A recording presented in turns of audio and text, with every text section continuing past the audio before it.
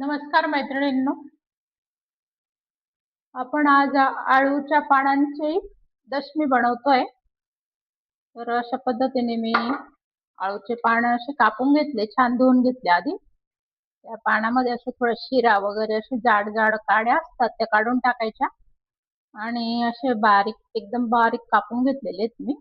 जसे पालक कापतो आपण त्याप्रमाणे अशा अशा शिरा असतात जाड जाड मधल्या मधल्या, त्या काढून घ्यायच्या अशा. तर असे बारीक कापून घेतलेले आहेत मी. आणि त्यासाठी मी कणिक घेतलेली आहे, गव्हाचं पीठ आणि कोथिंबीर घेतली आहे, जिरं, हळद, मीठ आणि थोडंसं बेसनचं पीठ टाकलं 1-2 मुठा. आणि आता आपण हे भिजवून घेऊ. त्याच्यासाठी हे हिरवी मिरची घेतली मी 2 आणि थोडे लसूण, कढीपत्ता याला क्रश करून घेणार आहे मी त्याच्यात टाकण्यासाठी. तर आपण हे फिरवून घेऊ मिक्सरला. मीठ टाकून घेऊ याच्यातच.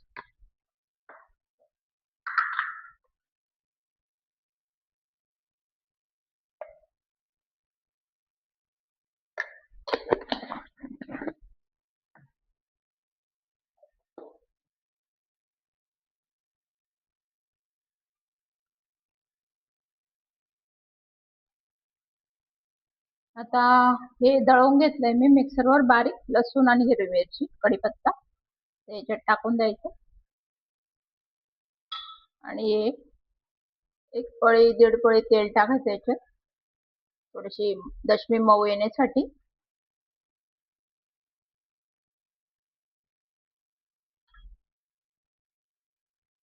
आणि पाणी टाकून भिजवून घ्यायचं याला. त्याच्या आधी मी सांग याच्यासोबत खायला आपल्याला चटणी बनवायची आहे. तर हे खोबऱ्याचं किस घेतलेलं आहे मी, 4-5 चमचे असेल. एक हिरवी मिरची घेतली आहे, 2-3 लसूणच्या पाकळ्या, थोडीशी कोथिंबीर. असं मिक्सरला दळून घ्यायचं बारीक पाणी घालून. आणि मग ती पातळ चटणी दशमी सोबत बुडवून बुडवून खायला आपल्याला. चवीपुरता मीठ टाकायचं. तुम्हाला वाटलं तर याच्यात लिंबू आणि साखर पण टाकू शकतो, तशी पण छान लागते. थोडी पातळ बनवायची आपल्याला,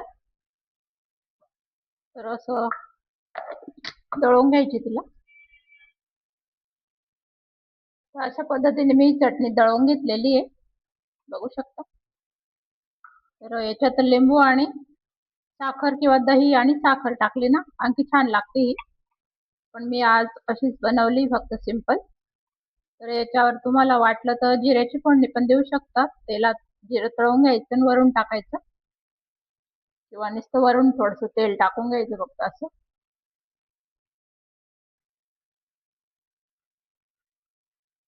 तर मी असं छान भिजवून घेतलं पीठ आणि 5 मिनिटं रेस्टला ठेवलं होतं. पिठाला मी झाकून ठेवलं होतं. आणि आता ही एक लाटलेली मी तुम्हाला एक लाटून दाखवते. तव्यावर टाकून घेऊ आपण. तवा ठेवलेला आहे तापायला.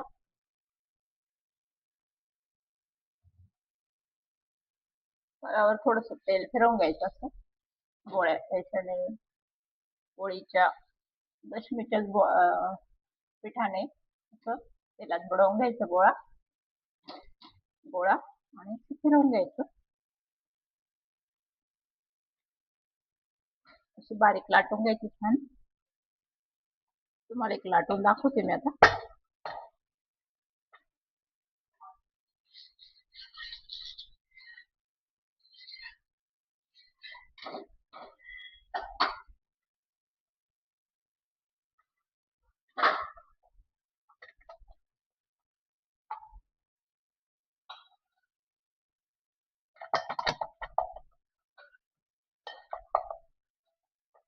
असं पोड केलं तर चालेल, नाही केलं पण डायरेक्ट लाटलं तरी चालतं.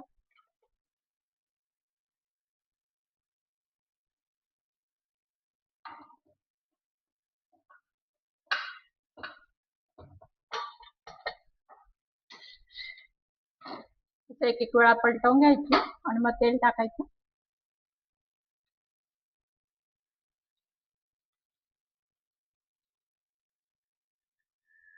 दोघं बाजूने टाकून द्यायचं, आजूबाजूने आणि वरती.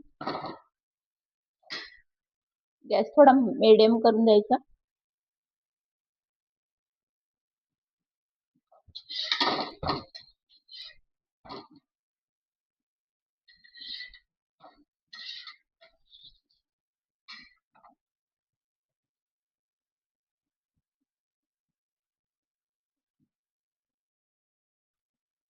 दशमी शेकली गेलेली छान आता आपण काढून घेऊया.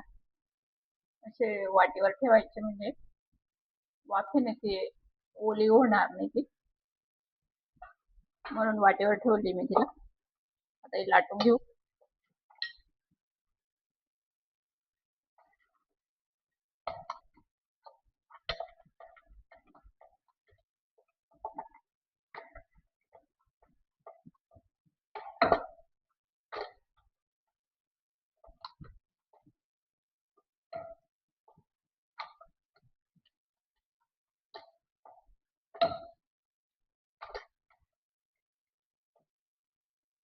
अशी बारीकच लाटून घ्यायची छान.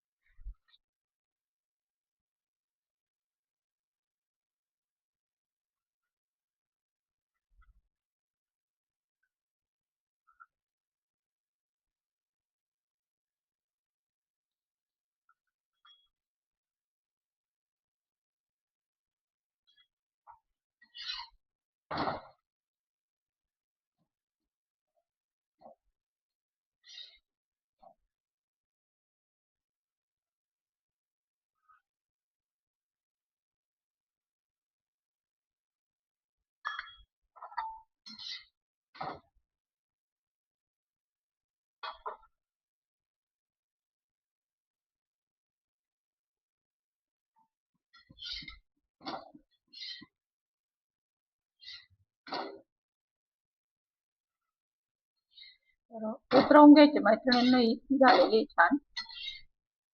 आपल्याला मऊच ठेवायचे, त्यांना कडक नाही करायचे आहे.